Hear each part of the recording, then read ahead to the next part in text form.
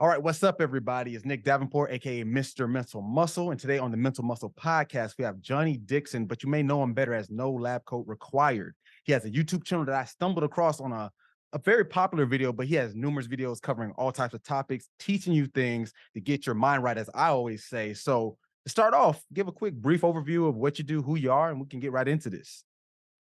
Yeah, so the video that Mr. Mental Muscle is referencing here is the butter video, which is uh on not unfortunately what some people are knowing me by at this point.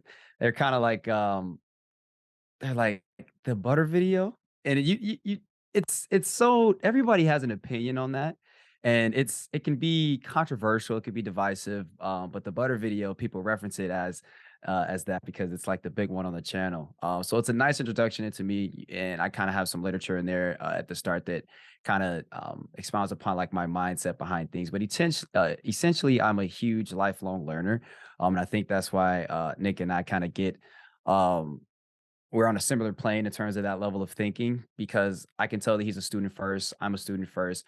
We connect in that way. So that's really me. I'm a student way before I'm a teacher. And really, my job and my passion and my purpose is to take what researchers are writing to each other and kind of sneak my head into their world and kind of pull away things that I can use and bring it back down to a surface level. So regular Joe Schmoes like myself can understand and grow in their health and wellness. So really, that's my goal is to take things that are in the atmosphere of academia, if you will, and kind of reach and pull that stuff down and make it more understandable. And that is my mission there. So Yeah, and I agree. Like you said, the fact that you say I'm a lifelong learner, I'm the same way.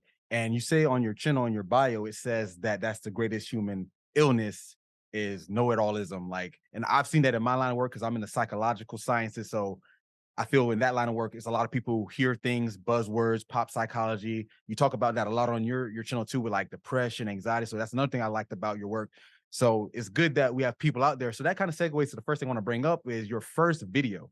It was about a story that I actually referenced a lot myself. So it's another coincidence we have with Dr. Semmelweis and how something so mundane, something so what we call whatever, changed the world of medicine. So I won't get into. I want you to tell that. Like that was your first video I saw, or not saw, but first video you recorded. But also, it was a perfect example of how it changed how people think and open their minds.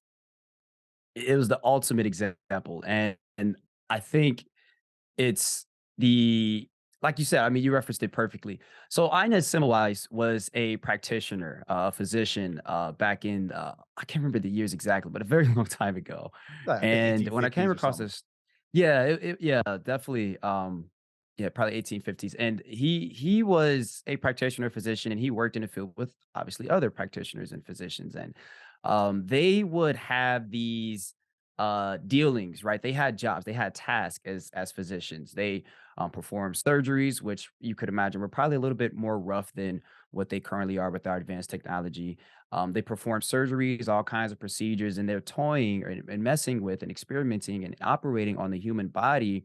And at the same time, they are also dealing with dead bodies, so like bodies that are having to go into the morgue. So they have these they're juggling multiple tasks because back then there was no such thing as specialization, which is massive now in 2023. Everyone has like a specialty. But back then, if you were a physician, you did it all. So they were jumping between these various tasks. And Inez Semmelweis noticed that, hey, listen, there's a lot of people dying and we aren't totally sure why. Like, this shouldn't be happening. There's a lot of people dying when they are dealing with us, and we don't know exactly why. He essentially came to the conclusion that for some reason, we're not washing our hands. And that seems to make quite a difference. And he was starting to put this message out and share this with his colleagues, and he was essentially shot down. And this was the perfect example of people being closed-minded because nowadays, I mean, we have a song for washing our hands. Like we just know, like it's second nature. Like my mom, hey, don't come in the house and you ain't wash your hand and get go on my fridge. Like washing your hands is you wash your hand, period. So, but back then it was like this foreign thing, and this we're talking about the medical field. So this is this crazy idea. And he was shot down. And his story is honestly a little bit more brutal than what I'm making it sound. Like I think he was put out of work because he kept pushing this idea of cleanliness. And my goal and your goal is an educator's goal is to take what those doctors and his colleagues were experiencing, which is that closed-mindedness and that you're so wrong.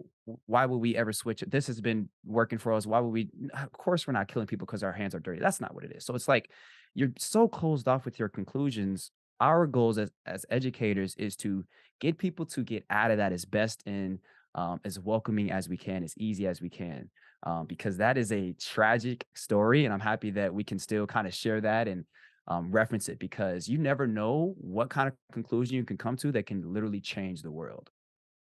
Mhm. Yeah, and that's a great example. And I talked about how you have analogies, how you just illustrating that story. That's why I grabbed that one out of all your videos. I watched obviously dozens of them. And it's like the simplest thing, like I said, they weren't open to it. That happens a lot in my profession. What I do with my psychology work, I'm big on taking what the research is, looking at the articles. And I guess that I want to ask, what is your background? Do you have a degree in a special field, specific field? Yeah, so I've always had a interesting relationship with school. So I kind of have to tell a bit of a story to make this make sense. But essentially, like I remember being in sixth grade and I genuinely, like, despised work. I despised homework, and I was never, like, a terrible student. I was a class clown in some grades, but I was just a young kid. I was never, like, a bully or anything egregious, or I bothered some teachers. Like, I wasn't like, what a movie, would deem a bad kid as, but I wasn't troublesome, but I was, definitely a kid that wanted attention at the time, and I literally remember bringing homework home and being like, "This is probably the worst invention. Who came up with homework?" The fact that I'm at school for 6 plus hours a day and I have to bring this stuff home, like, at that moment, I remember being like, "This is ridiculous." So, I had that attitude towards school, and, once again, I'm still getting solid grades because I tend to put my best foot forward, but still, like, I had this attitude that didn't match my grades, which is fascinating. I get to my senior year, so now we're in high school, and I took 3 AP classes. I took AP Calculus, I took AP Psychology, and I took AP Literature.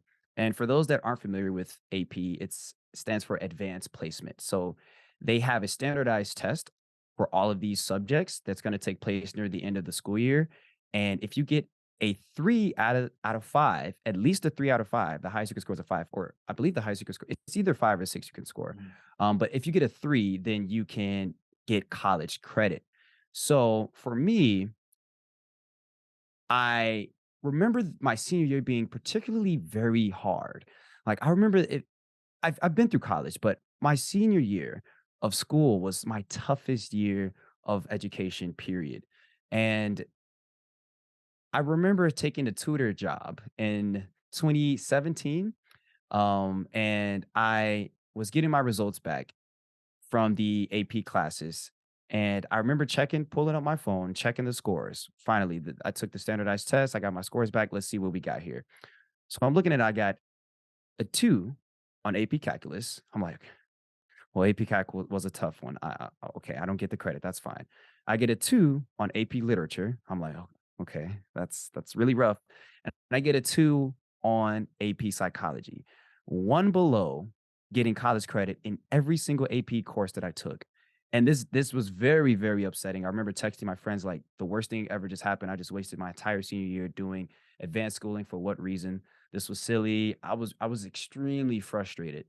And fast forward to college. So, I went through 4 years of college. I do have a bachelor's in exercise science, particularly. But college was a very enlightening time for me. 2018, particularly, was actually my sophomore year in college. So, in this year, I decided to intentionally spend some time with myself and be a little bit more self aware. And what they ended up doing for me is it gave me a gift that I call the achievable gift, because self awareness is huge because I believe self-awareness is it's a gift because it's like one of life's greatest blessings and it's achievable in a way that anybody can have it. So you don't really know what you're missing out on until you get it. So for me, that's self-awareness because what happens in 2018 was not only did I achieve my self-awareness, but I achieved health consciousness. And that person that achieved that is the person that I'm serving today because I'm always trying to share what I learn in a way that educates people who are probably new to this. That's why I don't like to use a lot of jargon. I want them to understand what they're like. I'm explaining it to you like you have no prior knowledge. That's really my goal because I wish somebody was explaining it to me like that. So that's kind of like my school journey and how I've been through school. But yeah, in terms of the actual accreditation, I have the a bachelor. I went to WIU, Western Illinois University, for 3 years prior to transferring out of Olivet Nazarene, which is in Bourbonnais, Illinois. Um, and yeah, Now, that's a pretty good journey because it showed you how like you earned it because that coming up short, I know how that feels in my athletic career. I had a similar journey in athletics. I always came up one short and it's like, what is going on? Like, why am I doing this? And it kind of builds that resilience, you know. And the fact that you have that exercise science background, now that I know that, it shows very well. And that I think that's a cool thing that it may not be directly because I know you mentioned you're a fitness instructor as well, right? So, yeah, like, you did the typical route, what you do with it, because I also have exercise science degree as well on top of my psychology. So, another commonality we have, but it's like you use it beyond just training people. Obviously, that's a great job to have because you're helping people in real time get in shape or eat healthy or be better for overall life. But the fact that your content, because I've seen fitness influencers, for lack of a better word, and it's more motivational. It's more like keep pushing yeah, yourself, which is fine. I'm as a psych guy, I have my own thoughts on that stuff, and I'm sure from seeing some of your psychology videos, you do too. But it's like you're actually going in, like you said, no jargon. Like I saw the video you did about weight loss. That's the same way I used to teach it when I was a professor teaching wellness and exercise science. And it's like my students had no interest in fitness or exercise, they had no interest in exercise physiology, but I had to make them care. And how you did it, you gave a like a step by step of first. I think you said like just understand that you need to change and don't be aware of your ignorance that you don't know all this stuff because people get overwhelmed, you know. So that's a great approach.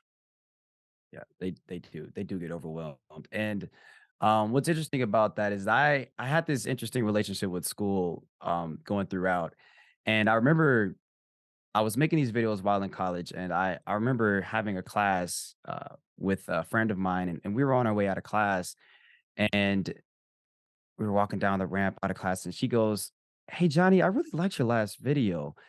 You remind me of a great teacher that I want. Like, you're very engaging. You should probably go into teaching. You should look into that." And at that moment, that's when it dawned on me that, oh, okay, the thing that I despise, the homework and the AP class, I'm a teacher. It dawned on me like, okay, this is my path. This is what I'm put on earth to do is to teach. And yeah, I just found that so fascinating because that was the moment that I actually realized that, like, oh, I can actually call myself a teacher. I think my pursuit and uniqueness, because I always had wanted to do things a little different. I think my pursuit of uniqueness is eventually what kind of spawned No Lab Code Required. Because of course I could have been a wonderful teacher, but I think I wanted to do it more so in my way, and that's how I got here. So Nah, it's a great concept. I love that name too. No lab coat required. Like it literally illustrates your brand perfectly. People get caught up in the what's the newest trend, what's the newest fad. You're like, nah, let's skip all of thank you. that. Let's get to the science, but we're gonna do it so you get it. Like I said, I always say I'm gonna explain to you like you're 5 years old. That's what the way I look at it. So that's the perfect way to take it.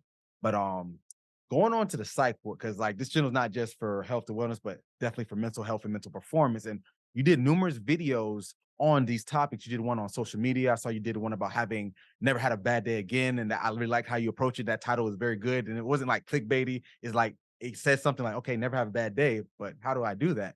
And then the approach was like being self-aware, like you said, that emotion regulation. And the thing is, you still use terms that illustrate it in a scientific way, but it's not like over the top because emotion regulation does get used a lot. Like in my line of work, I hear words like emotional regulation, emotional intelligence, trauma, narcissist. I hear so many terms and they're always misused, but you're That using dang them narcissist correctly. turn.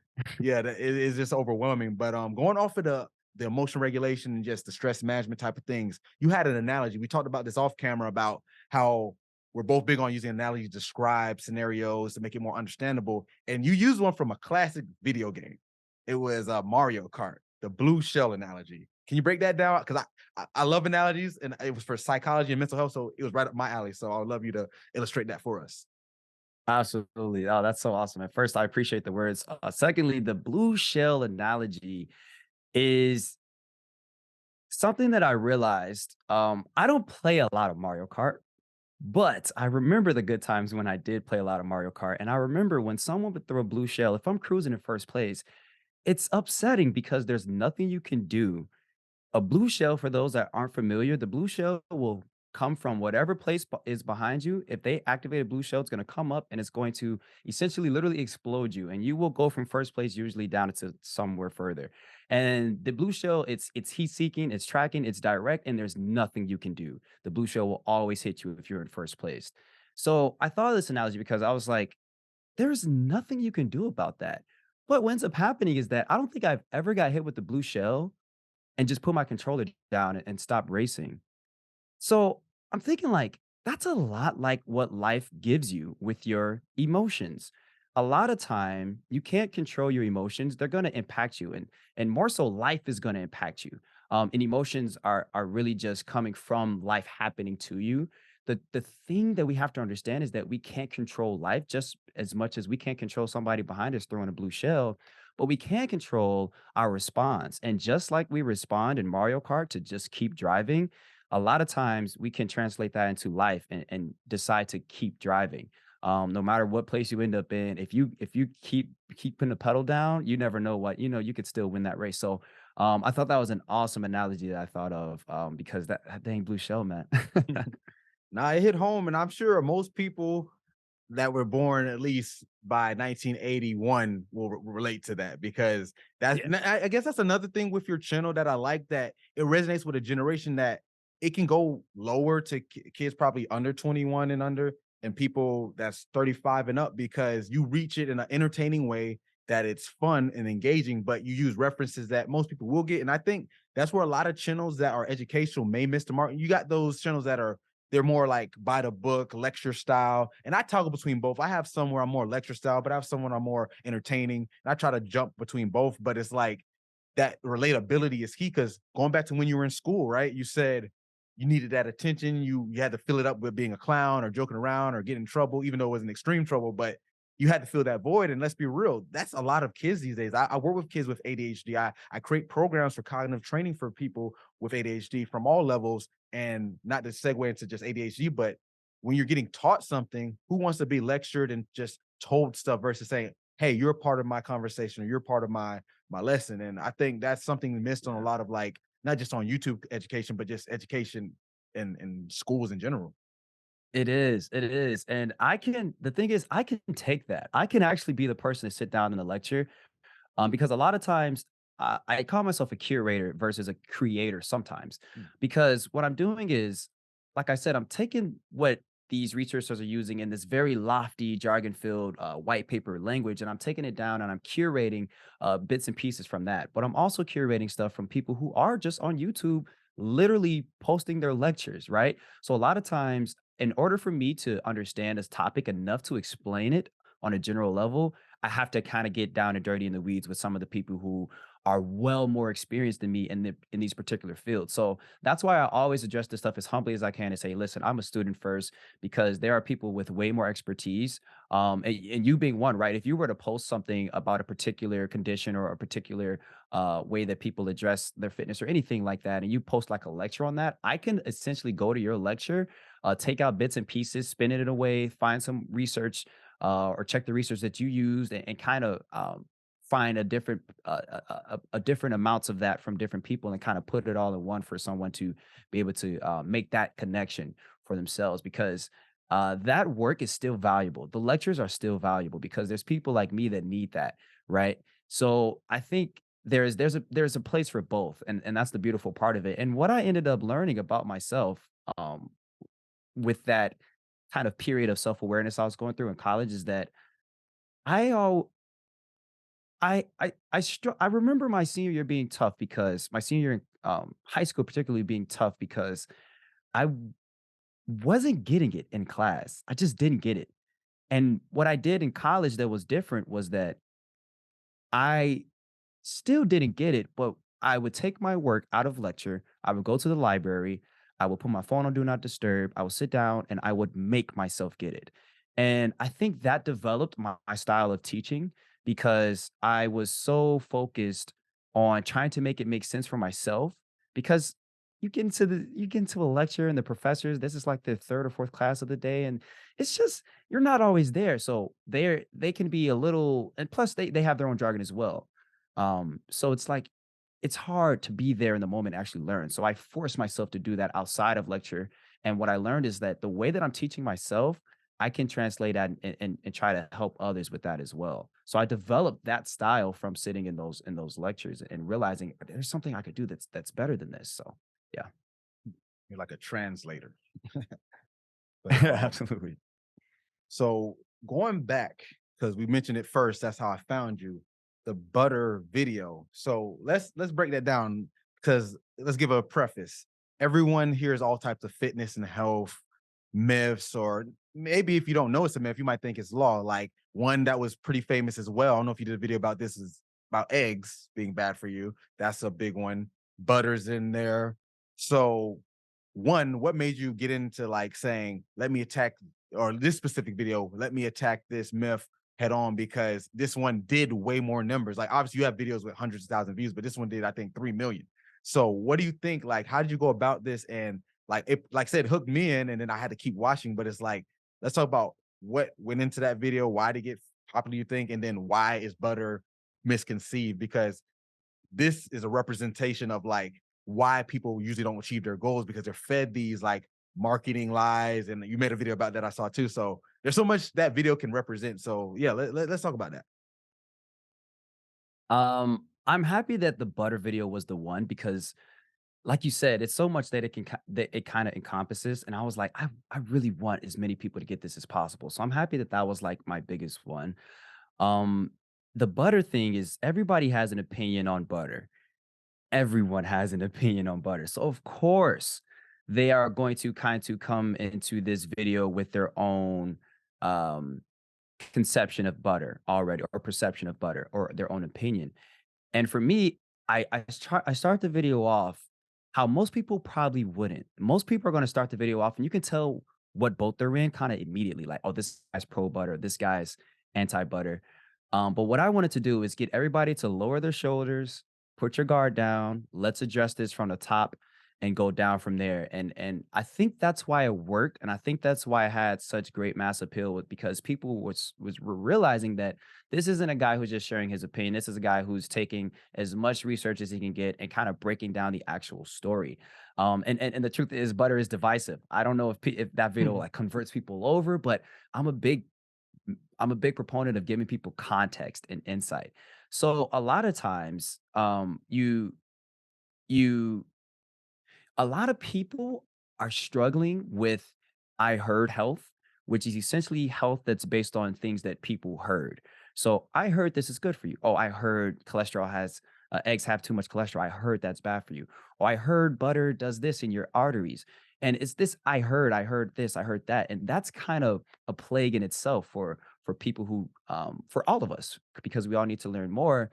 And my goal is like, how can we give people something that isn't just based on I heard? So it's like, well, we could lead off with the research and hopefully communicate the thing well enough for people to grasp it.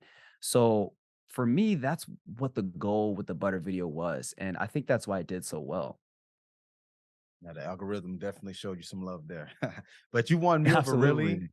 Being a science guy myself and teaching exercise science and being in that major is like when you said HDLs, LDL is like you won. I guarantee. I think that's why I did well too, because you got the general pop people through just the hook and everything, and then you won over the people, I guess, more like me as well, because like, oh, he used certain terms, because it's like you kind of have to teeter totter on that line, because if you get pigeonholed, like Yeah. I know you mentioned off camera, we're talking about it, is like I have the same problem with some of my stuff that I do, because I have an extensive background in psychology, but I kind of get pigeonholed into like reaction drills or cognitive training because I work with a lot of athletes and police officers doing that. And I'm sure you're not like, okay, my knowledge can transcend this, because exercise science and physiology literally incorporates all of different aspects of our body, health, and being beyond just fitness or even nutrition. So like this illustrated that in different ways, and the fact that you can go beyond that. And I think that's why people, because I saw comments who said the same thing, like, "Oh, your butter video got me," but I just kept Yeah. going. And it's like you have to keep going because you won us over through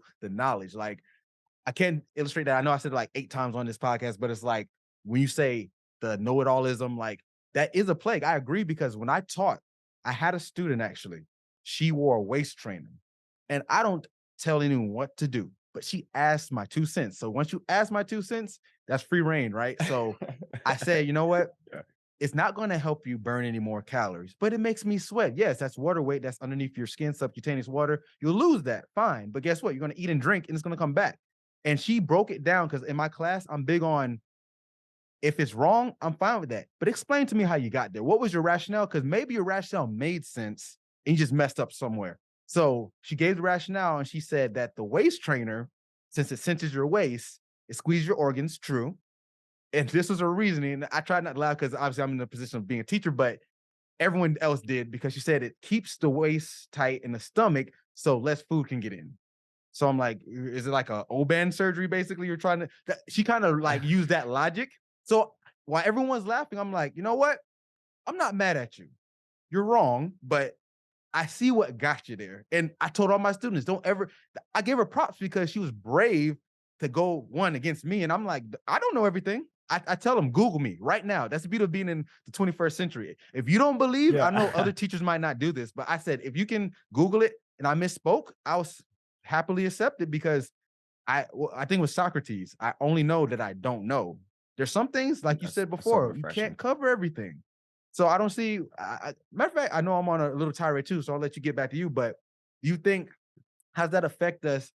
And I'm gonna tie this in with social media that the expert has kind of been killed off. Like it's okay to not be Mm. a PhD in a topic, but you do have to do a little bit of Mhm. research, a little bit of digging. I think social media personally kind of did away because now I can just, like you said, I get the I heard nutrition or the I heard facts. I saw a post Mhm. versus I read an article or I read a research paper, right? So what do you think as far as like not just social media, but maybe that is a part of how the expert or just a knowledgeable person kind of is getting killed off by the due to the fact we have too much access and things get lost in transition. Mm.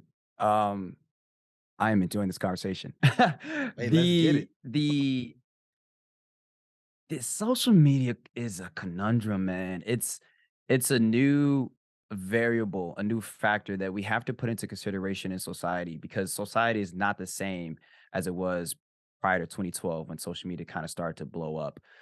What we end up having now is that people have a megaphone and we always have had our opinions. We always have heard things, but now we just have somewhere to share them.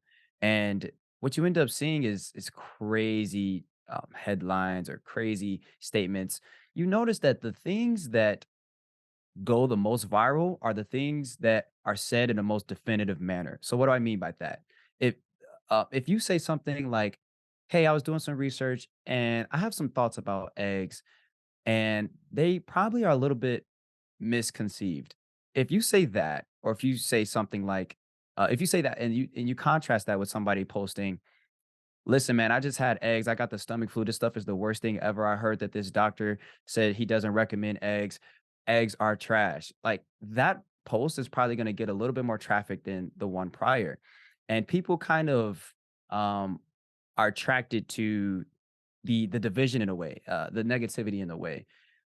So I think the reason why your job is so important and my job is so important, and people who address that, like you said, I don't know. Oh man, that literally is the best music. That is music to my ears because it allows people to be in a safe place to actually say I don't know and to learn, and it's really refreshing. So I think that's another reason why the butter video kind of blew up because I kind of started off with that. Hey, listen, it's okay to not know. And really, that's my message, man. I think not knowing, we're coming. I feel as if there's a shift taking place, um, and it could just be me because I'm kind of in my own world, right? But I'm hopeful for a shift of people starting to say, "I don't know," because you see it on TikTok as well. People who haven't done a liquor research and they're starting to say these things, and like the girl with the waist trainer, for example, that you talked about she has actually solid rationale. Like if I explain that to my nephew, he would probably be like, "Oh, you know what? That makes sense." But there are people who dedicate their lives to understanding these things, and I think referencing them and then coming from a place of being as humble as possible, like, "Hey, they are the experts."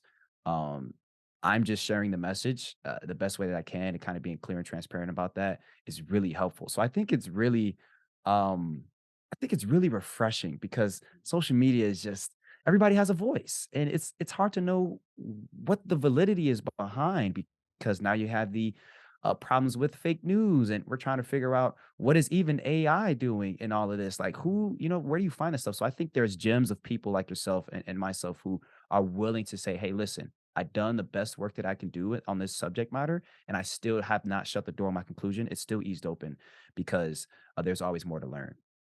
You can use it even like a fitness analogy, right? When the muscle gets broken down, it gets fatigued, those micro tears, and it gets sore, then you get healed, then you get stronger. Same thing in the knowledge.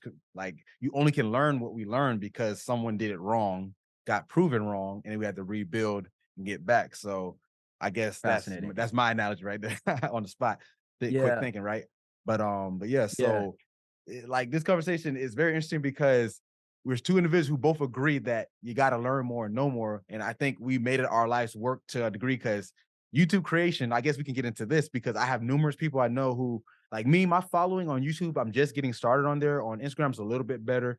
And I think yours, I think at 115 or 116. So you're doing pretty well. So it's like having these avenues to be able to even speak on these topics so people can hear you. So what is your like maybe take on that, like building that brand? Because obviously you didn't wake up with 100,000. So what was that journey like, Yeah. especially in this It's an field you're in? interesting. Yeah, man, it's an interesting balance, and I think you actually touched on it earlier when you said you're kind of teeter-tottering because you have an audience to cater to. You're catering to people who are essentially who I used to be, which is the person who is like, "I wish somebody can explain this to me as if I don't know anything about it." So you have the people who are becoming newly health conscious, which I coined that's my audience, the newly health conscious Mm, person. And then you have the person who is of expertise, like yourself, who comes into the video and they're like, "Hey, this guy is breaking things down pretty simply, but I know more about this topic. Let's see if he gets it right." And then I end up making sense. And they're like, "Okay, he got it right." So I'm catering to both of these people. And the reason that it works is because I'm kind of covering that audience. But what ends up happening is that you do how to you kind of get these comments of people who are the experts and they say things like they would like correct your, definition like a mhm, snarky way. You can kinda tell when people are genuine, and then you can tell when they're kinda disingenuous, and then you can tell the people who, like, literally, they will comment their life has changed through a video, and then you have the people who say, "Oh, this is a great job." So you're catering to your audience is what I'm getting at, because I think that's the only way to amass the following that I've gotten, even to the point to where it is. It's because I'm essentially a conduit because people have a craving for the truth, even if they don't acknowledge it. People would love to have the truth. And the beautiful thing about being wrong is that the you get to the truth faster. If you can be wrong more times than not, you're probably going to get to the truth faster than a person who has closed the door on a conclusion and believe they know it all. So the know it all is my nemesis. And I think mhm. kind of having that branding all come together of, "Hey, listen, you don't need a lab coat to be in here." And I'm a big proponent of anti know it allism. So you put those things together and it's very welcoming for people like, "Hey, let's go learn," because actually one of the greatest driving factors of humanity is curiosity. And I just read this interesting thing about science. I wish I remember the guy's name. I'm so sad that it escapes me. But he was a philosopher and he had said that science is basically only going to work if we start proving each other wrong. And his idea caught on because it was like, "Oh, that makes sense. We need to be wrong about stuff in order to get to the conclusion." So that is extremely fascinating. I will literally, once this goes up on your channel, I'm going to comment his name because I have to look it up. Because yeah, I'm sad that I don't remember, but yeah, Isn't that like a proof of what you're literally talking about? Like, hey, sometimes you don't know. Does that discredit your knowledge? It doesn't. yeah, Like some people might, but real talk, some people, you probably seen on your channel, some people might discredit you. It's happened to me. It's like I misspoke. I one time I did a video, and it's actually my one of my most successful videos, because I have two channels. The one, this will be on the Mr. Mental Muscle channel, and another one called the Mental Breakdown, where I use more like current events and stuff and talk about psychology. And I use a show called Love Is Blind.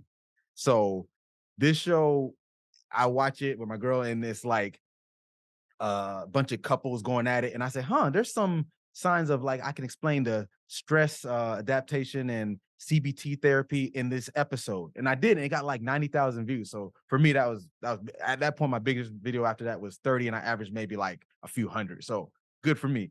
But I said PTSD, my brain thought the correct way, but my mouth said the wrong way. So post-traumatic stress disorder. So I meant to say post, meaning it's after the traumatic event. So you're stuck on something that happened before. But what I said was you're stuck on the trauma that happened or I said it happened before. That's what post means. So I literally said post means before. And they tore me apart. And it's like, okay, that one Right. misstep in a 8-minute video. So it's like going back to the point, like you not knowing, some people like, well, how can I take him serious? Like, really? All that other great stuff he said, we're human. Like this goes back to our point of both of us who keep beating down with a dead horse. Is like you're not gonna know. You're gonna forget things, and in psychology we call that the tip of the tongue theory. And usually when you talk about it more or think about it more, you forget it more. So the best bet is to stop thinking Yeah. about it, and it comes back. And that's literally what they call it, tip of the tongue theory. So it's like that's all it really is. You'll probably be walking down the street, walking your dog or making some food, and it's like, aha, and it comes back. So Mhm. And if I could add something to that, I don't know how well this plays into everything, but I I just learned about the tall poppy syndrome, which is fascinating to me, and I think some people may have this attitude in comment sections, particularly since you brought up comment sections. The tall poppy syndrome is essentially a tall poppy field is um, they're supposed to grow evenly. So in a tall poppy field, if there's a poppy that's growing too tall, the farmer's going to come by and he's going to chop it down to the other level of the poppy, the other poppies. And that's kind of a societal view as well, a societal analogy, because a lot of times when something is taller and speaking more confidently and expresses knowledgeability about a certain topic, and there are others that are kind of on the same level and they are in this same field with you, they kind of feel threatened and they want that farmer to come by and come chop that off so you can come down to their height. So a lot of times people aren't really watching your videos to learn. Sometimes they're just waiting for you to slip up and get something Mhm. wrong because they want to find that thing that's like, I got you. This is going to bring you down to where I am. Because a lot of times that could, as I'm sure you know, some of the psychology behind that could be um, insecurity or things of that Mhm. nature. But a lot of times that is kind of that's another plague, right? That's another plague of humanity is you can do good, but you can't do better than me in my field. And I think that's a huge thing as well. Have you heard of that? The top poppy? I just No, learned that. no, I'm not familiar with that term. I like it. See, once again, I'm learning new stuff, and these are a lot of clippable moments too. So I like this, and it's kind of like I'm sure, but I'm doing what you say. I'm not gonna assume, but I'll ask either way. You familiar with Plato's The Cave? No, I'm not. Okay, so Plato, obviously, people probably heard that name, great Greek philosopher. So he had an allegory where it was three men bound in a cave, chained, I should say, to the floor, and behind them there's a big fire, and people doing like puppets to the shadows on the wall in front of them, demonstrating things that are in the real world, birds, trees, butterflies, so forth. So for their whole lives, this is all they've ever seen. So one day, one of the guys get let loose, and he starts walking out the cave. He's like stumbling over because he's been sitting down watching these fake puppet images. And he finally gets a light in his eyes, like, "Oh my god, what is that?" And he gets out. It's the world. He sees real birds. He sees real trees. He sees streams, butterflies, whatever. Mm, He said, "I gotta tell everybody this is what's out here." He runs back into the two other guys' chain. He's like, "Hey, you won't believe this. There's a real world out there, and I've seen real butterflies, real trees, real rivers, real birds." And they're like, "Okay, I don't believe you. You're crazy." And then he gets defeated, and he sits back down and goes back to being in that world of what we think. And it's like numerous ways that can go. I brought it up because of the Poppy thing, because it's mm, like he got shot down for being more aware, mm, because like, well, we don't know that world. What the heck are you talking about? Or you can look at it as of the facade of what we call the world. There's more to it. So, but I think they both go hand in hand because either way you look at it, you have to be open to one of those concepts to grow and thrive. And it's like we live in a world. There's what, almost 8 billion people, and it's like we all have these dreams. And I know it's 2023, and it's like we can be anything we want. Not, I'm big on that because at the end of the day, you have potential. Will there be hindrances? I'm not gonna be like there isn't anything wrong. And like you talked about your video with never have a bad day, you covered this perfectly, but you have to be reasonable with what you can control. And a lot of people they get caught up in like this is what the world is. I can't do this.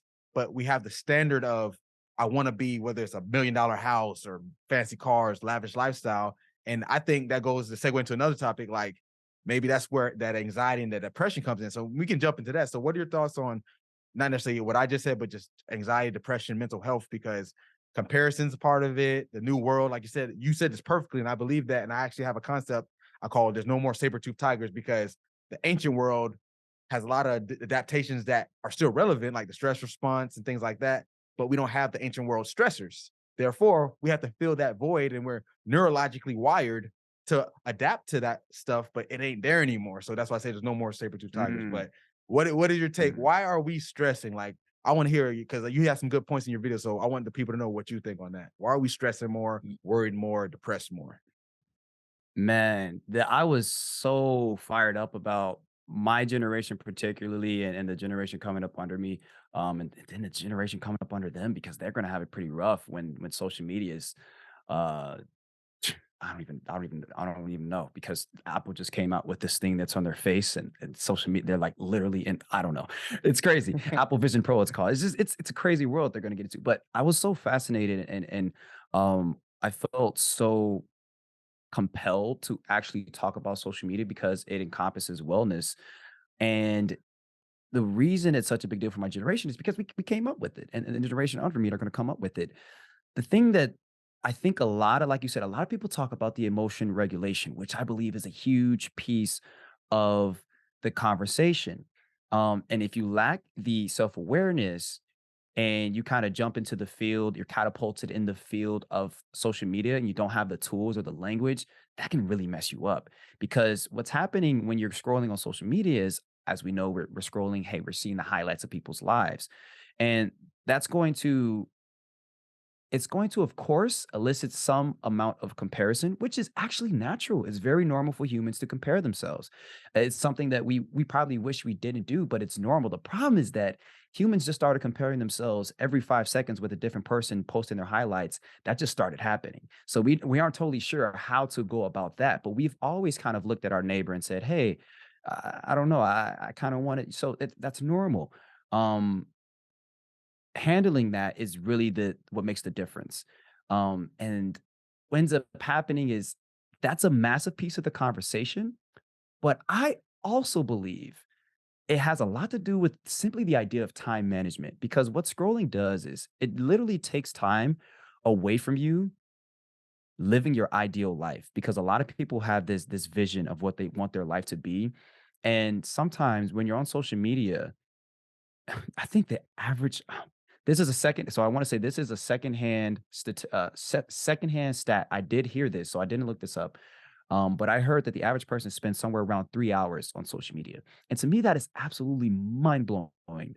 You're talking about a guy who has always had a gripe with social media. I remember being in 8th grade and I didn't have a phone until 8th grade, and this is when kind of the iPhone, everybody had it, and everybody was on social media, and I didn't get, like, a social media app until, like, maybe my sophomore, junior year of high school back and everybody was on this at the time. I was late to the game because I always thought there was just something off about it. It really just sums up to the fact that I'm a little uncomfortable with it. That's really the summation of it all, but what I think people struggle with that they don't realize is they are literally taking time away from themselves and they aren't creating their idealized life and they are watching people post their highlight reel and there's this direct dissension with that because you literally are not only comparing yourself, which is a huge thing of the conversation, we always hear that, but you are also literally just wasting your time. And social media for a lot of people is the real world.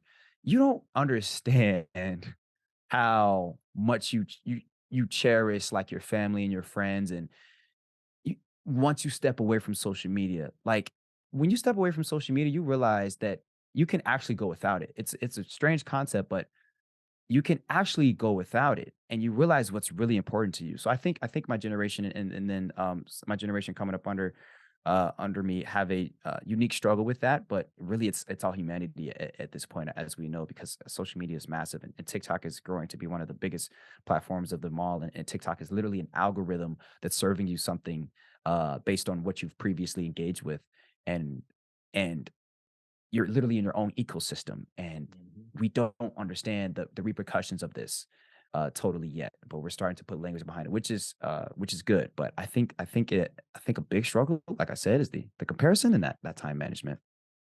You know, that's a good take because the comparison thing, I know that's one I talk about a lot, but I never looked at it from obviously time. It does consume time, but the fact that, like you said, you can't be doing other things if you're consumed with looking, because it's literally just looking. Even if you're messaging now, if it's business or networking, literally how we connected, I can get that. But that didn't take me all day. That took me 10 minutes to write up an email, send it to you and whatnot. And then I watched your videos, which honestly, I don't mind that kind of watching because I got something out of that. And I'm not saying I don't Same watch here. non-educational stuff. So anyone who thinks like, oh, he only watch, because people always ask me, do you watch fun shows? I'm like, well, what do you define as fun? Because I find a lot of things maybe I'm the loser, like everything I like, I think it's fun, but maybe that Right. segue on, or not segue, but piggyback on that. Maybe that's another factor is like the perception of what we should like has been changed because I can remember. So, like I said, Mm. you said you graduated high school in 2017. I graduated high school in 2017. Yes. So I graduated high school in 2007. So we're literally right before I'm a millennial, whatever. So it's like I got some of that world where there was no social media. There was no cell, or if there were cell phones, don't get me wrong, but it was like only businessmen really had them. Like if you were a fancy businessman, you pull out this big, like brick looking Wow. thing, right? So that was the extent. So when I was high school, junior or sophomore, I think MySpace and YouTube came out. So they were there, but they weren't in, like you made a perfect turning point. I agree with you. 2012, because at that point I was 24. So it's like I was a teenager when it came out, but it wasn't ingrained in our life. I can tell you, I went to college from 2007 to 2011. I can count maybe on both hands how many times max that my phone came out during an event or during an outing. Wow. And that's Wow. being probably generous because it's like it's not that say, oh, we just had it better. And no, it's not one of those. I'm not one of those people, but it's just like the integration in our life, I think, just catapulted around 2012 because Twitter was exploding. Instagram had just came out, and it's like it gave us this access, like you said, that now we don't have to necessarily interact with people. Going back to like how we evolved to be social creatures, humans evolved to be social. This is why I love psychology because it covers everything. It's not just your mental health; it's also how we like socially evolve because social and society was necessary, right? Like we couldn't have gotten to where we are if we didn't work together in communities.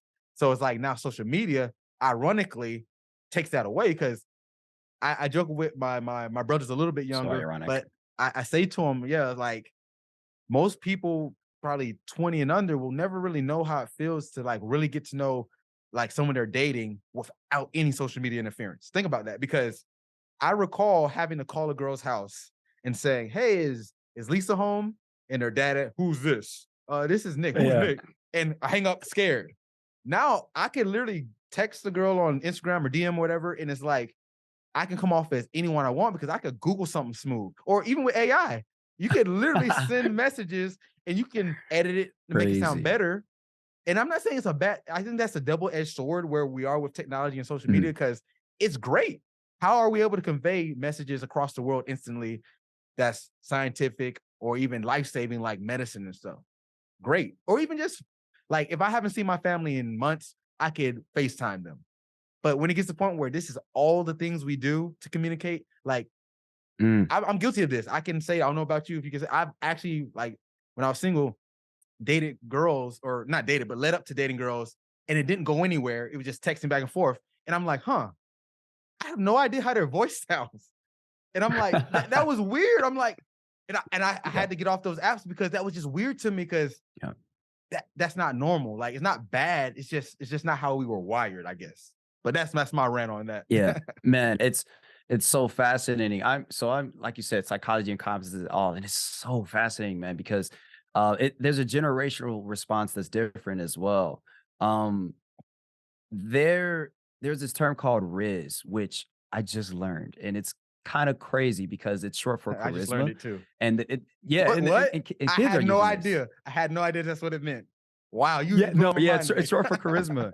Yep, it's short for charisma. Wow, I'm clipping that. And like you said, a lot of people remember the days where they had to call the father, can I speak to your daughter? Like you have to knock on doors. You're playing outside and you have to actually talk.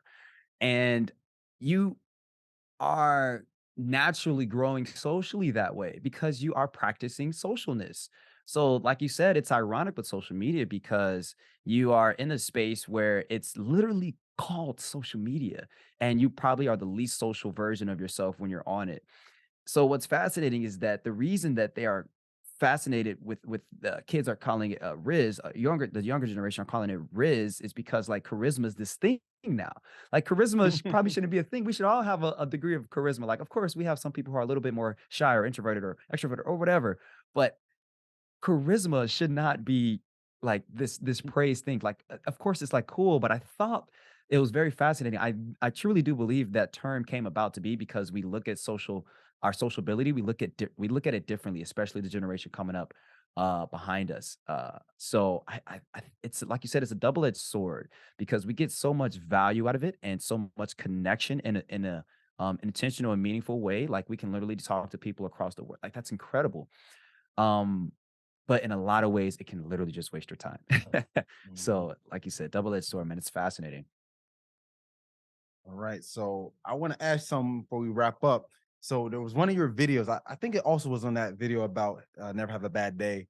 I could be wrong, but you were asking a few questions about like it was like dream body versus no taxes, favorite food versus perfect credit. And some of the answers, depending on who you ask, like you would think some would be obvious, like the perfect credit one. The person like, well, what food is it? Is it my favorite food? And it's like, wait, what? And it's like, it's just interesting how we value things and going back to like why social media has influenced us, how we stress over things. It's like, why do you think we're getting to the point where it's a questionable thing? Because given our society, obviously credit is not the end all be all, but given the society we live in, it's like getting put in these I like how you had these questions like how could we get to the point where these are actually questions like do I go for this or that, like how do we get to this point where that's not an easy yes to oh no taxes or perfect credit. Um, it's still in the realm of socialness, so that's for sure. I think the reason we are kind of there and we're kind of juggling it is because there is this pressure, and I'm gonna come back around and explain it, but I have to start here. Social media, the concept of it itself, in terms of it being in the fabric of humanity, is not new. Posting pictures, if we take Instagram, for example, posting pictures on Instagram, is really just us hanging up photos in our home and inviting people over to check out the photos or going through the book, I can't even remember the name of the book now, like the photo journal, the photo book, Mhm. inviting your company over. You got like a photo journal, a photo book, and you're going Album, through it, or photo album. yeah, the photo album. Yeah, yeah, yeah. And you're going through. You can literally, it's showing, right? It's showing how much social media hasn't affected it. But this is not like you want to show this stuff off. The thing that's different now is that it's just hyper and it's every 5 seconds. Like you can get through a timeline. You could see within the span of 60 seconds, you could come across literally like 15, 20 different things. And that becomes a reality to you, whether we want to acknowledge it or not. And what that reality does is it adds a certain pressure because really what we're struggling with and really what we're talking about here is persona. And persona is not your personality. Persona is kind of your view, people's view of you. So you can literally change your persona. You can have a certain persona online, which may or may not match the person in reality, but you can literally express yourself in the way that you want. And that ends up being hard when you're faced with the question of would you rather have like any food, drink, or water, or like the taxes? Like when this shouldn't be a hard question, or you would think not.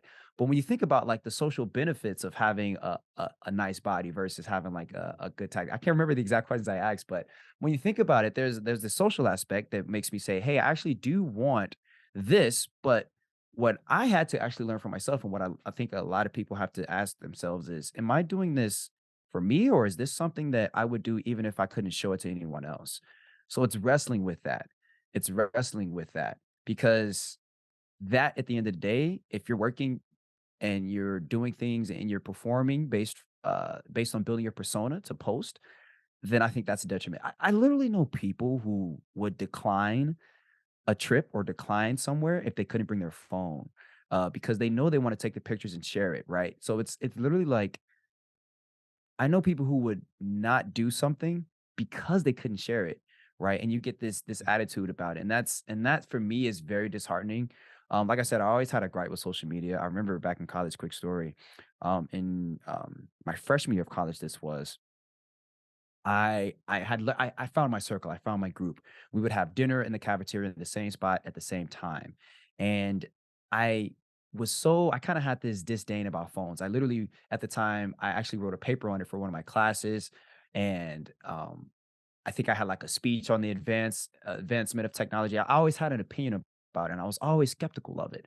And I remember like kind of being in that mode with myself, and I would literally force myself to leave my phone in my dorm room, walk across campus to the cafeteria, sit down, and be without my phone. And I would do this every single day. I would sit down and eat with them and not be on my phone or have it to address it at all. And at that time, which is crazy to say, that was not long ago. Um, it was okay. Like no one's everybody isn't on their phone, but now I mean, literally, I just went out with some friends and I pressed them on this, like, y'all got y'all phones out. Like, what who are you talking to that is more important than the people you are sitting down dining with? So for me, that's more of a pet peeve, but I think that is a problem because in in sitting down and dining with people, like these are normal things that are that should be welcomed and celebrated in your family. It's the simple things. And I think we make it a little bit more complex and we kind of murk it up when we bring our phones into the mix. No, I agree because I see like videos of concerts and online and coincidentally online, and it'll be like 100 or thousands of people holding their phones up, and it's like there's studies on this. I'm not going to quote the exact like data, but they've researched and looked into memory recall based off of viewing what they see through the phone versus seeing it through your own eyes. And there is a discrepancy. I don't know the exact numbers, but there is a discrepancy. And it's Mm. like that's how we're looking at the world a lot. Like I can recall going to a concert. I had a phone, but I hate to say it, those phones weren't as good. This is like maybe 2009, 2010. So the iPhone just came out, but not a lot of people had them. So we're talking about like sidekicks and razors. I don't know if you remember those ones. So those are, Mhm. Yeah, yeah. yeah. So it's like they're not the best quality. So it's like you saw it from your own eyes, but talk about recalling something. You saw it through the screen before you saw it from the actual image in real time. And that's becoming like I'm curious of what that will look like in years because we talk about like just neuroscience, how our brain Mhm. retrieves and recalls and creates memories. It's really just a formation of neurons that have to be encoded first. But if you don't encode it properly, you can't recall it properly. It's kind of like when you like Mm. go to a big parking mall or a mall with a big parking lot and you just go to the stores, spend 2, 3 hours, have a great time. Maybe you can hang out with friends, get some shopping, whatever. You come back out, you can't find your car. It's not because you forgot, you didn't encode it properly. So going to my point is like if we're viewing everything through Mm. the second degree instead of the first degree. I'm curious what the years look like that. Maybe that might do Yeah. something to our brains. I don't that's the beauty of science, right?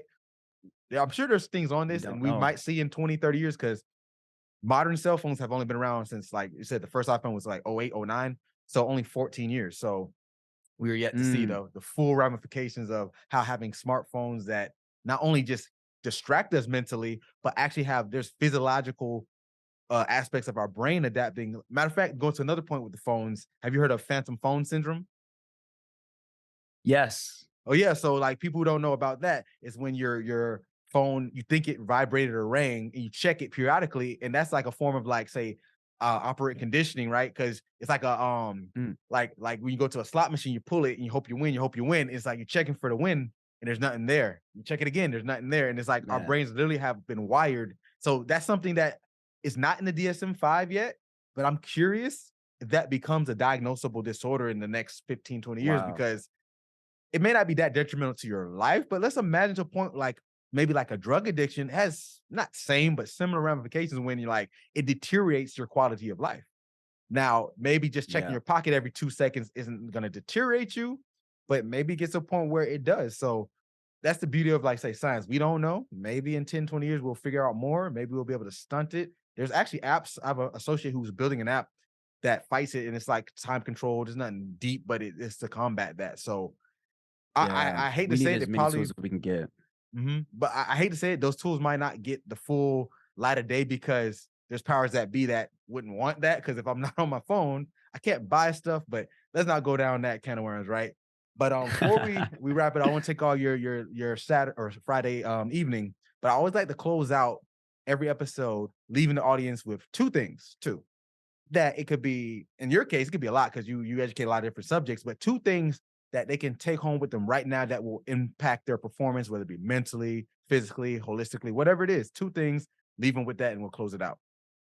Yeah, man, absolutely. Well, first off, this is not my two things. I've thoroughly enjoyed myself. Nick, you're doing incredible work with the mental muscle stuff as well. It's great.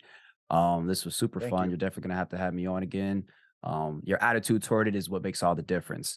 And my second thing, this is also not in my two. I did want to address that I do have a natural bias to things that humans were doing a long time ago. So, for example, if people ask me, um, is this thing healthy? Sometimes I tend to go toward, well, what were humans doing 500 years ago? So I did want to throw that bias out there. I do have a bias for that. And I think knowing your biases is important. So those are two Yes. things. Yeah, knowing your biases. Now we can I, go. So that's why you got to have me I did back an on episode because we on can go. biases. No, Okay, I'm okay, we got to do that because I did a whole episode on yeah. not a bunch of them. I chose one, survivorship bias. Are you familiar with that one? Mhm. So yeah, I've heard the term, not super familiar, but I'm writing it down now. That's going to be the next okay, one I so listen we to. can go into like that's actually I done like when I was doing my doctoral before I dropped out. I did several papers on different, but so we can say that for another day, definitely. But yeah, Awesome, but awesome. thanks for the good words and yeah, Um, what are those things you got for us? Yeah, the two things I'll say because I like practical stuff. I'd walk. I think when it comes to the conversation of health and wellness, it really sometimes it boils down to what are your in and out tasks? What are you doing? Like, what are your habits? And I will say this: in order to try to make like shifts in your life and to improve upon yourself, you're gonna have to start addressing your habits. So I think there is a real system that you can actually use for yourself, and it's a system of habit changing, right? So essentially, what I'm saying is there's two things that you have to understand about humans. They are they are creatures of habit, for one, and then for two, we always take the path of least resistance. So if you're looking to start to exercise more or try to build a better habit with sleep or do something in terms of nutrition, if you're trying to build that habit, I think you need to address it with your habits first. And what that can look like is literally just reading a book. Like I'm sure folks have heard of Atomic Habits by James Clear. I haven't read that book, but I've heard, I'm reading the book, The Power of Habit by Charles Duhigg, and the book itself is great, but really what it does is it puts you in a mind frame to start paying attention to your habits. And I think that has been so inspiring and enlightening for me that I'm going to close out with that because I think that's where it starts for a lot of people. I think a lot of people are dealing with confusion and they just really want to get things, but they don't know why they're working against themselves. I think you need to learn your habits because that has changed my life. So pay attention to your habits by starting with the book and then build a system. A system is two things. It has rules and it's going to um, play into the fact that you use the path of least resistance. So I'll give this example. I'm using this system with my sleep routine. I would always shoot myself in the foot with my sleep routine because I would literally I sleep is super valuable to me and I would always kind of like be up late on my computer, messing around with some editing that I didn't finish. And it would be so hard to pull myself from my desk and just go to bed. And I'm like, why? When I say this thing is so valuable to me, And what I learned is for me particularly, I need to use the fact that my willpower is waning by the end of the day, and I need to put the path of least resistance. I have to make that my path to bed. So I got a box. I went to the department store, got a little box, and in this box I put things that are used for my sleep routine. I literally put floss in there, some toothpaste, a toothbrush. I put a book in there, a journal, things that I will need for my sleep routine. So that way I can literally just reach over at the end of my day and engage in my sleep routine. And that way that could lead to better health. So that's just my personal example. But I think people need to start with just reading about habits and start to build a system that works for you. So hopefully that's valuable. Nah, that was great. I definitely like how you went about that. And that's something simple. And I'm big on keeping it simple. So great words. All right. So plug social medias, your YouTube, obviously, and any other thing you got going on, let them know and where to find you. Yeah, absolutely. What'd you say earlier? Google me. No, just kidding. No lab coat required is where you could throw that in YouTube. That's really where I am. There's really like no TikTok or Instagram. I might do an Instagram thing every now, but no lab coat required. Just get the YouTube stuff. It's valuable. If you find valuable, don't subscribe just for no reason. Like, please only subscribe if you find it valuable because I really want to help the folks that are there. I want to serve. So yeah, humbly, please check it out. That's beyond humble because I don't think the people just caught what you said. Only subscribe if you find it valuable. Name any, and you're not a, that's why you're not a creator. You said you're a curator. It's different. A creator would want Yeah. any and every, even if they don't ever watch you ever again. And we don't want that. We want engagement. And I agree with No. that. I agree with that 100%. So you know it's not a gimmick. This man really believes in being the best he can be through actual work and just getting better because he doesn't know everything. So thanks for tuning in, guys. Johnny Dixon, no lab coat required. I'm Nick Davenport, and as always, get your mind right.